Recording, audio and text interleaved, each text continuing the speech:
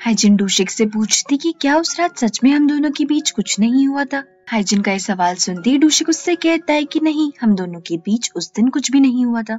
डूशिक के मुंह से ये झूठ सुनने के बाद हाइजिन वहाँ से चली जाती है बिना डूशिक से कुछ भी कहे। हाइजिन के जाने के बाद डूशिक उन पलों को इमेजिन करने लगता है जब उसने और हाइजिन ने किस किया था। अपने घर लौटने के बाद हाइजिन इस बात को रिग्रेट कर रही थी कि वो ऐसे कैसे नशे की हालत में डूशिक को किस कर सकती है।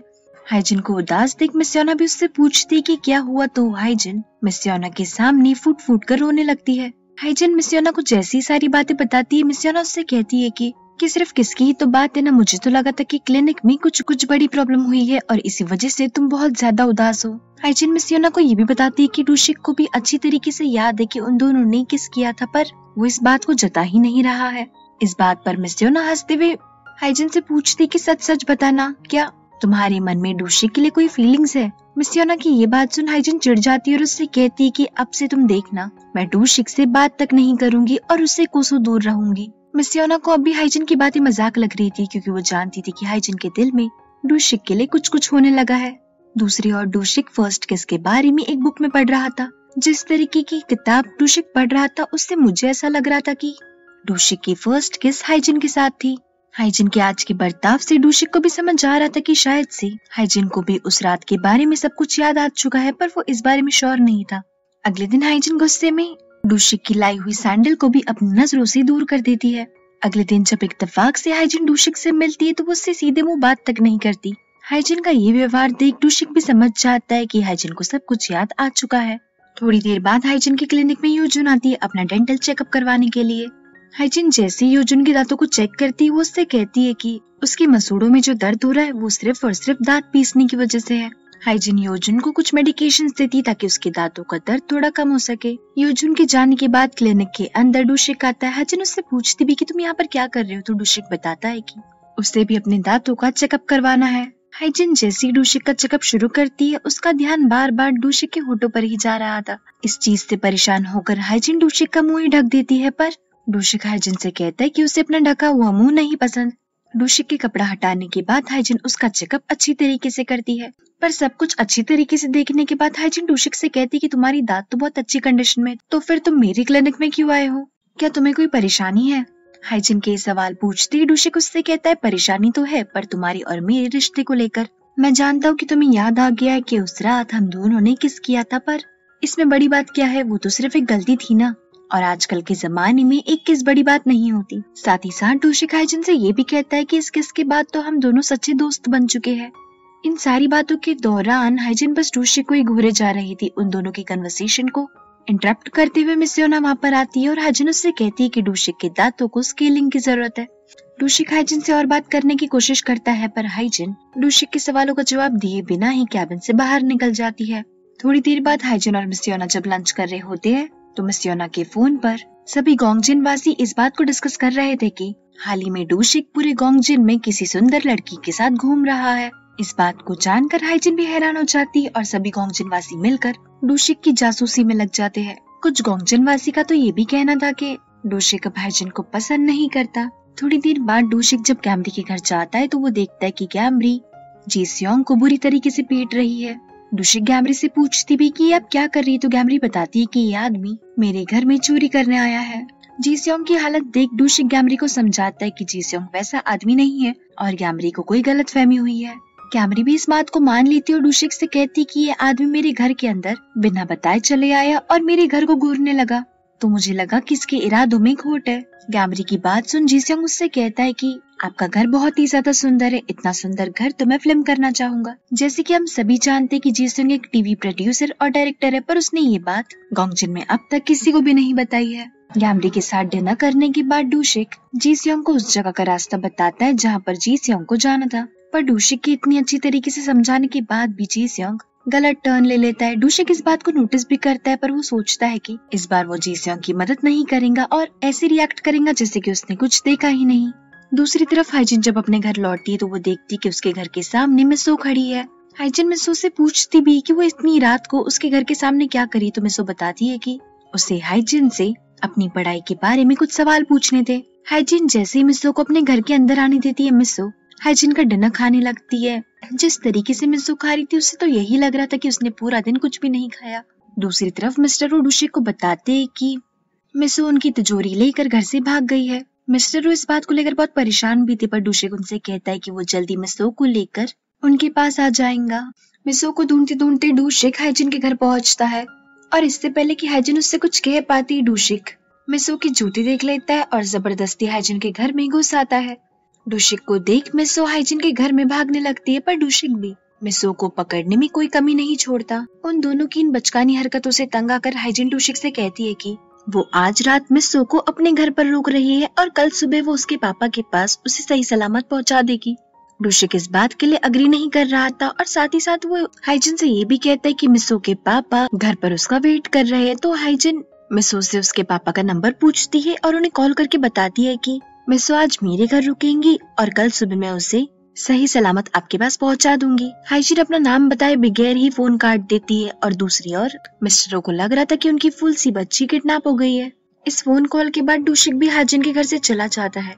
रास्ते में मिस्टर ओ डूशेक को कॉल करते हैं और उससे कहते हैं कि मिस्टर को किसी साइको लेडी ने किडनैप कर लिया, पर डूशेक उन्हें समझाता है कि वो लेडी और कोई नहीं बल्कि हाइजिन ही है। थोड़ी देर बाद मिसो को सुलाने के बाद हाइजिन मिसो की बैग चेक करती है और कोइंसिडेंटली हाइजिन को मिसो की स्केचबुक मिल जाती जिसमें कि बहुत सुंदर सुंदर स्केच बनाए हुए थे। हाइजिन मिसो की स्केचबुक देख रही होती है कि तभी उसे मिस्टर ओ का टेक्स्ट आता है और मिस्टर ओ मिसो की बहुत ज्यादा चिंता कर रहे थे। साथ ही साथ मिस्टर ओ हाइजिन को ये भी बताते हैं कि अगर मिसो को नींद ना आए तो उसे क्या करना चाहिए। मिस्टर ओ के कहती मिसो कमरे से बाहर आती है और हाइजिन से कहती कि उसे नींद नहीं आ रही है। हाइजिन उसे सुलाने के लिए गर्म दूध देती है और साथ ही साथ उन दोनों में कुछ बातचीत भी होती है। मिसो हाइजिन से पूछती है कि आपने मुझे अपने घर में क्यों रहने दिया। मिसो का ये सवाल सुन हाइजिन मुस्कुराते हुए कहती क्योंकि मुझे तुम्हें देखकर अपने बचपन की याद आती है। हाइजिन मिसो को बताती है कि जब वो हाई स्कूल में थी तब वो भी अपने घर से भाग गई थी क्योंकि उसके डैड ने हाइजिन को अपनी गर्लफ्रेंड से इंट्रोड्यूस करवाया था और हाइजिन नहीं चाहती थी कि उसके डैड किसी को भी डेट करे। हाइजिन का घर से भागने वाला रीजन सुन मिसो हैरान हो जाती है और हाइजिन से कहती है कि अगर उसके डैड किसी भी लेडी को डेट करेंगी तो वो उन्हें फुल सपोर्ट करेंगी क्योंकि अपने डैड को अकेले जिंदगी काटते देख मिसो को बहुत दुख और तकलीफ होती है। मिसो की सारी बातें सुनने के बाद हाइजिन उसकी मैच्योरिटी की तारीफ करने लगती है और साथ ही साथ हाइजिन मिसो से ये भी पूछती है अगर वो इतनी मैच्योर है तो वो घर से भागी क्यों। तो मिसो बताती क्योंकि उसे अपने दांतों में ब्रेसेस लगवाने हैं और उसके डैड इस बात के लिए नहीं मान रहे क्योंकि ये प्रोसीजर बहुत ही ज्यादा एक्सपेंसिव है। मिसो हाइजिन से डिस्काउंट की बात भी करती है पर हाइजिन उसे सीधा सोने के लिए भेज देती है। दूसरी ओर डूशेक अपने घर पहुंचकर एक फोटो को देखने लगता है। इस फोटो में एक लेडी और उनका बच्चा तो विजिबल था पर उस बच्चे के डैड दिखाई नहीं दे रहे थे। डूशेक जैसे ही इस फोटो को देखता है उसकी आंखें नम हो जाती है। अगले दिन हाइजिन मिसो को उसके डैड के पास ले जाती है पर मिस्टर रो और मिसो के बीच में फिर से झगड़ा हो जाता है क्योंकि मिस्टर रो अब भी मिसो को ब्रेसेस लगवाने की परमिशन नहीं दे रहे थे। उन दोनों की झगड़े को बीच में छोड़कर हाइजिन जब कैफे से बाहर निकलती तो वो देखती है कि डूशेक एक लड़की के साथ गोंगजिन में घूम रहा है। ये वही लड़की थी जिसके साथ डूशेक पिछले कई दिनों से समय बिता रहा था। हाइजिन की शक्ल को देख हमें ऐसा लग रहा था कि जैसे उसे उस लड़की को डूशेक के साथ देख जेलस फील हो रहा हो। थोड़ी देर बाद गोंगजिन के सभी मेंबर्स की मीटिंग के दौरान यूजुन के एक्स हस्बैंड एक कंपटीशन का अनाउंसमेंट करते हैं। ये एक सिंगिंग कंपटीशन था और इसके विनर्स को 3 लाख तक का विनिंग अमाउंट मिलेगा।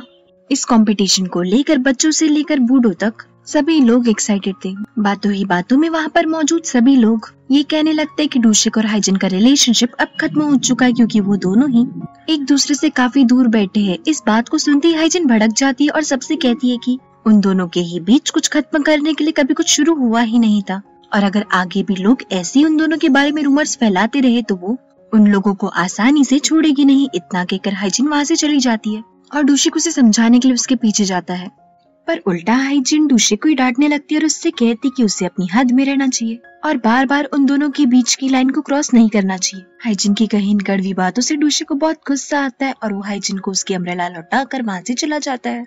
जल्दी समय बीत जाता है और कंपटीशन वाले दिन सभी लोग बहुत अच्छे से परफॉर्म करते हैं पर जब मिसो की परफॉर्म करने की बारी आती है तो उसके पैर में चोट आ जाती है और उसके परफॉर्मेंस में डूशेक और हाइजिन उसका साथ देते क्योंकि मिसो विनिंग अमाउंट से अपने दांतों का ट्रीटमेंट करवाना चाहती थी उन तीनों के परफॉर्मेंस के दौरान सभी लोग उन्हें चीयर अप करते हैं और वो तीनों भी अच्छा खासा परफॉर्म कर भी लेते हैं। जिस तरीके से लोग उन तीनों के लिए तालियां बजा रहे थे, मिस्सो को तो यही लग रहा था कि ये कंपटीशन वो ही जीतेंगी। पर तभी ही स्टेज पर बुरा आकर गाना गाने लगती है और सभी लोगों को बुरा का गाना भी बहुत पसंद आता है। बुरा के मॉम एंड डैड को तो यकीन ही नहीं हो रहा था कि उनकी बेटी इतना अच्छा गाना गाती है।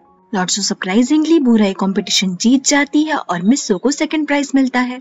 हाइजिन मिस्सो से सारे पैसे मांगने लगती है, पर मिस्सो हाइजिन से कहती कि इस कंपटीशन में तो हम तीनों ने पार्टिसिपेट किया था ना, तो प्राइज मनी भी हम तीनों में इक्वली डिस्ट्रीब्यूट होना चाहिए। हाइजिन मिस्सो की बात ना मानते हुए उससे सारे पैसे छीन लेती है। डूशिक भी हाइजिन से कहता है कि तुम्हें शर्म नहीं आती छोटी बच्चे से पैसे छीनते हुए। तो हाइजिन कहती कि इन पैसों से मैं तुम्हारे दांतों का ट्रीटमेंट करूंगी और बचे हुए पैसे तुम मुझे तब दे देना जब तुम बड़ी हो जाऊंगी। हाइजिन का ये स्वीट जेस्चर देख मिस्सो और डूशिक दोनों ही स्माइल करने लगते हैं। कंपटीशन के बाद एक के पॉप ग्रुप स्टेज पर परफॉर्म करने के लिए आता है। इस ग्रुप में से एक के पॉप आइडल मिस्सो का बहुत ज्यादा फेवरेट था। परफॉर्मेंस खत्म होने के बाद मिस्सो अपने टूटे हुए पैर के साथ अपने फेवरेट के पॉप आइडल का पीछा करती है, पर वो ज्यादा दूर चल ही नहीं पाती है, तो उसके डैड उसकी मदद करते हैं।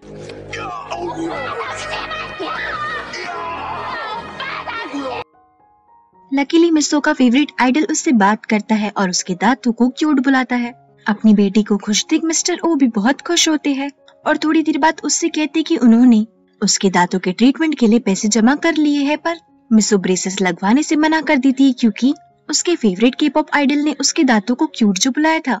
इसी तरीके से उन दोनों के बीच के सारे गिले शिकवे दूर हो जाते हैं और वो दोनों साथ में घर जाते हैं। उन दोनों को साथ देख हाइजिन को अपने डैड की याद आती है। फ्लैशबैक में हम देखते हैं कि हाइजिन खुद से अपने घर वापस लौट आती है।